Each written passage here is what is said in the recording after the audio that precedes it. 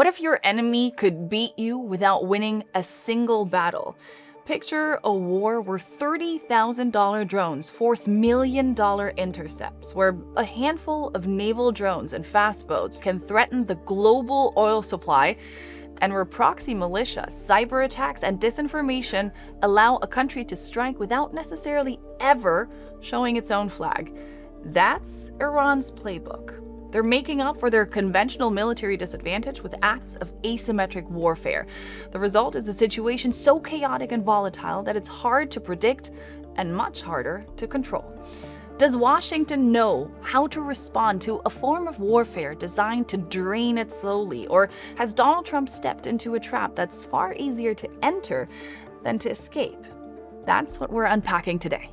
It's something that we've seen being developed and refined over many years in Iran, and it is their primary way of responding to hostilities. This is Megan Sutcliffe. She's a security analyst for the Middle East and Africa with the consulting firm Sibylline, and to her, none of this is surprising because asymmetric warfare has long been central to Iran's grand strategy. So Iran's use of asymmetric warfare really has its roots in the fallout from the Iran-Iraq war in the 1980s. Essentially, this was a war that emerged almost immediately after the Islamic Republic came into power. We saw the then leader of Iraq, Saddam Hussein, launching an invasion of western parts of Iran, and Iran responded in a conventional way, and this led to effectively a war of attrition for over 8 years in Iran. This was extremely detrimental. There were hundreds of thousands of deaths. The use of chemical weapons and mines were widespread. And really, this was a very informative conflict for the Islamic Republic. It taught it that in terms of its conventional capabilities, it would not be able to deter attacks on its territory or be able to respond to them in kind in a way that would rapidly end any conflict. And so what we therefore saw was Iran increasingly relying on non-conventional and asymmetric methods for responding to hostilities. Iran has continued to adapt its strategy to developments in the region, and that is why we're seeing this employment as something that Iran internally refers to as mosaic defense, something that is somewhat decentralized but aims to attack all aspects of conflict parties in order to undermine their capacity in a way that conventional conflict could not. The Iranian regime is fighting for its very survival. So since the start of the war, we've seen them really lean into these tried and tested methods. And in doing so, they have caused extreme global disruption.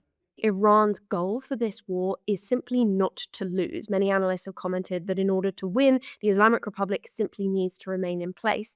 And at the time that we're talking, it is still in place. And so in terms of success, if we're measuring it against regime survival, thus far it has been successful.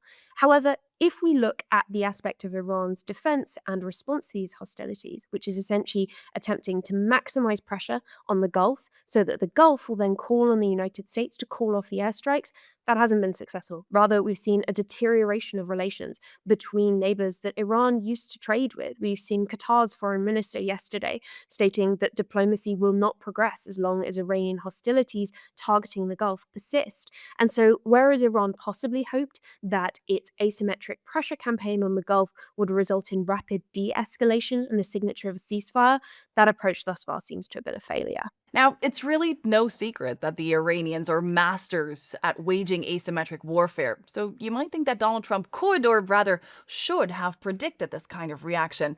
But did he? Well, it would appear that Donald Trump did not see Iran's response coming based on statements that we've seen being made to the press over the past 48 hours. Trump has repeatedly stated that he was surprised by Iran's response, that he was surprised by the fact that Iran has effectively blockaded the Strait of Hormuz and has been targeting the Gulf so intensely. Now, there are reports emerging from the New York Times today that would indicate that several national security briefers did tell Trump that this was a possibility when it came to the conflict.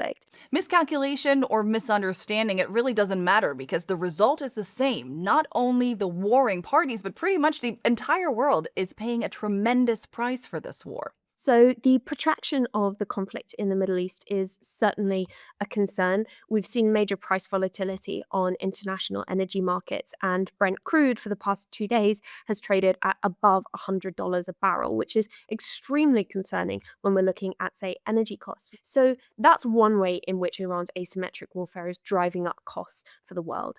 Another is when we look at the use of interceptors in the Gulf and the use of interceptors in the region. Now, interceptors like Patriot missiles and THAAD systems are extremely expensive. If we're looking at certain models, it can cost over $1 million to produce a battery to fill these types of interceptor systems, whereas Shahed drones are generally estimated to cost between $20,000 and $30,000 to produce.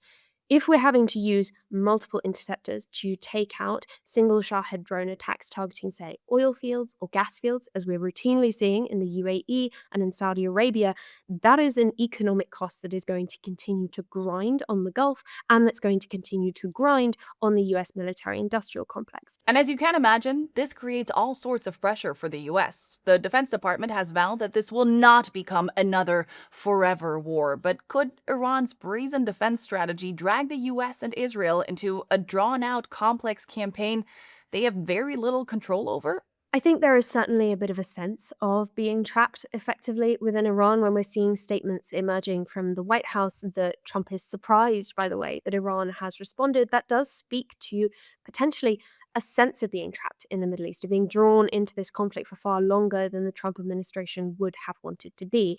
In the early days of the conflict, we saw Trump stating that the conflict would potentially take about a week. We then saw estimates increasing to 4 to 5 weeks. And then over the past few days, we've seen Trump repeatedly stating that the conflict will end, quote, soon, but not this week. These kinds of moving timelines are very concerning when it comes to regional stability because there's almost no clarity on when exactly the conflict will end. Donald Trump's confidence, at least publicly, remains undimmed. He has repeatedly claimed that the war is very complete, pretty much, or already won. But Megan Sutcliffe says these assessments have very little to do with reality. And even if we tried to look at, say, US war goals, that again does not give us more clarity on when this conflict will end. Wiping out Iran's military in a country as vast and as mountainous as Iran is simply not something that's going to be demonstrably achieved in the short term. So I think rather the situation that we're looking at is that the United States is more likely to declare a unilateral victory over Iran as and when it sees fit. Now, another aspect of this conflict, of course, is a discussion about regime change. But particularly from the Trump administration, we've seen that being walked back slightly over the past few weeks. Essentially, our most likely scenario is that the United States declares a unilateral victory in Iran, pulls out, and if the regime does not change, unfortunately attributes blame for that development to the Iranian people themselves. How success is defined clearly depends on who's measuring it. In the first weeks of this war, one thing has become obvious. Iran is giving the US and Israel a run for their money. How it all plays out, that's of course something we'll be covering here at DW News. Thanks so much for your company. I'm Nicole Fröhlich, and until next time.